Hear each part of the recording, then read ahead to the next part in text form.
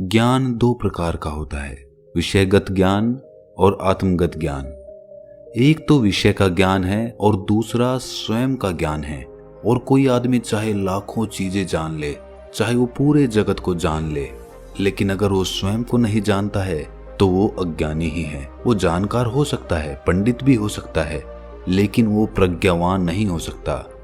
संभव है कि बहुत जानकारी इकट्ठी कर ले, बहुत ज्ञान इकट्ठा कर ले, लेकिन उसके पास उस बुनियादी चीज का अभाव है जो किसी को प्रज्ञावान बनाता है। वो स्वयं को नहीं जानता है।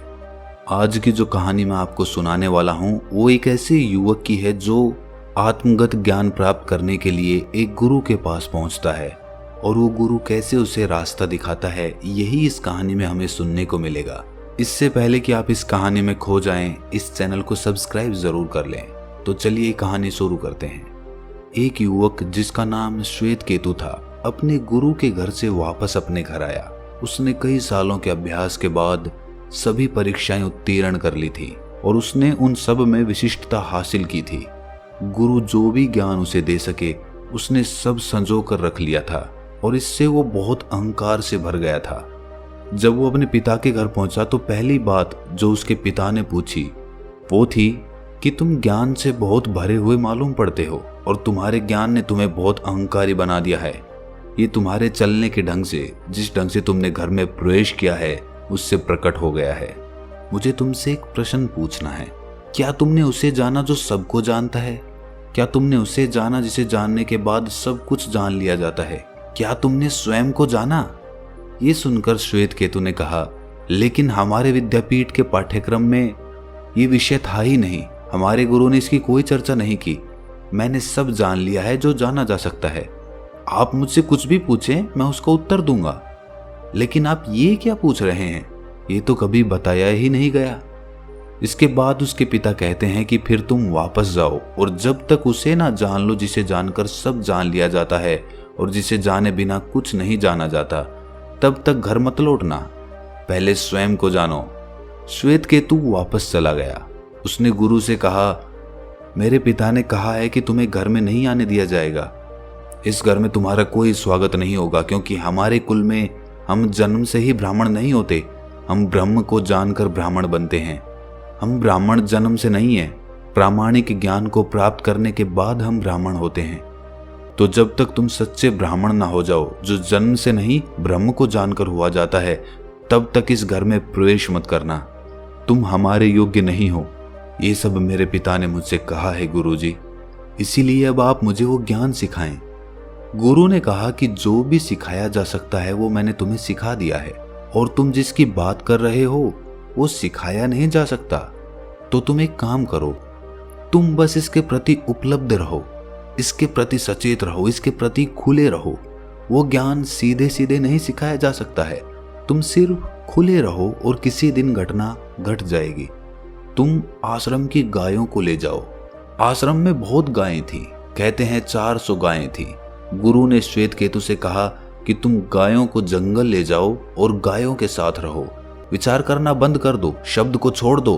पहले गाय बनो, गाय के साथ रहो, उन्हें प्रेम करो और वैसे ही मौन हो जाओ जैसे गायें मौन होती हैं। और जब गायें 1000 हो जाएं, तब वापस आना। श्वेत केतु 400 गायों को लेकर जंगल चला गया। वहां सोच विचार का कोई उपयोग नहीं था। वहां कोई नहीं था जिसके साथ बातचीत की जा सके। उसका चित्त धीरे धीरे गाय जैसा होता चला गया। वो वृक्षों के नीचे मौन बैठा रहता और ऐसे ही साल दर साल बीतते चले गए, क्योंकि वो तभी वापस जा सकता था जब गायें 1000 हो जाएं। धीरे धीरे उसके मन से भाषा विलीन हो गई। धीरे धीरे समाज उसके मन से विदा हो गया। धीरे धीरे वो मनुष्य भी मनुष्य नहीं रहा। उसकी आंखें गायों की आंखों जैसी हो गई। वो गायों जैसा ही हो गया। और इसके बाद जैसे जैसे समय बीतता गया, श्वेत केतु गिनना ही भूल गया, क्योंकि अगर भाषा विलीन हो जाए, शब्द जाल खो जाए, तो गिनना कैसा? वो गिनती भूल गया। वो भूल गया कि कैसे गिनती की जाती है। वो ये भी भूल गया कि वापस जाना है। तब गायों ने उससे कहा, श्वेत केतु, अब हम 1000 हो गई हैं, अब हम गुरु के घर लौट चलें। गुरु हमारी प्रतीक्षा करते होंगे। श्वेत केतु वापस आया और गुरु ने दूसरे शिष्यों से कहा, गायों की गिनती करो। गायों की गिनती की गई और शिष्यों ने गुरु से कहा कि 1000 गायें हैं। गुरु ने कहा, 1000 नहीं, 1001 गायें हैं। वो एक श्वेत केतु है। श्वेत केतु गायों के बीच खड़ा था, मौन, शांत। ना कोई विचार था, ना मन था। वो बिल्कुल गाय की भांति शुद्ध और सरल और निर्दोष हो गया था। गुरु ने उससे कहा, तुम्हें यहां आने की जरूरत नहीं है। तुम अपने पिता के घर वापस चले जाओ। घटना घट गई, तुम अब मेरे पास क्यों आए हो? दोस्तों, हम ज्ञान इकट्ठा करते हैं। हम ये जानना चाहते हैं कि ध्यान कैसे किया जाता है, ध्यान करने के बाद क्या उपलब्ध होता है।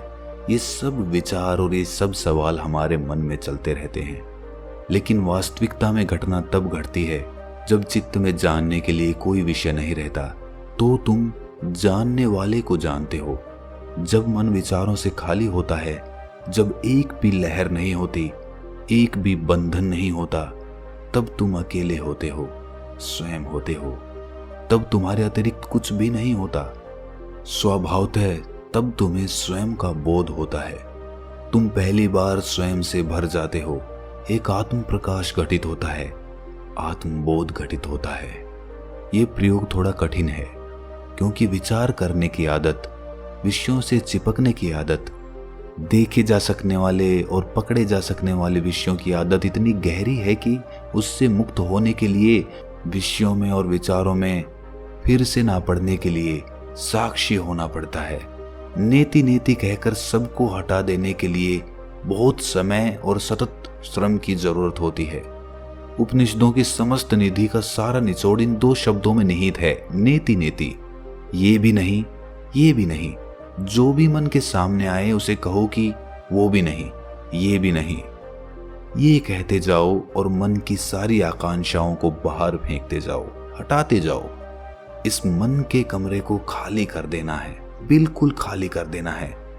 और उसी खालीपन में एक घटना घटती है। अगर कुछ भी रह जाएगा तो तुम उससे प्रभावित होते रहोगे और तब तुम अपने को नहीं जान सकोगे। तुम्हारी निर्दोषता विषयों में खो जाती है। विचारों से भरा मन बाहर भटकता रहता है। तब तुम स्वयं से नहीं जुड़ पाते। तो दोस्तों, कैसी लगी ये कहानी कमेंट सेक्शन में जरूर बताएं, और अच्छी लगी तो इस चैनल को सब्सक्राइब जरूर कर लें। तो मिलते हैं अगली किसी कहानी में, तब तक के लिए अपना ख्याल रखें।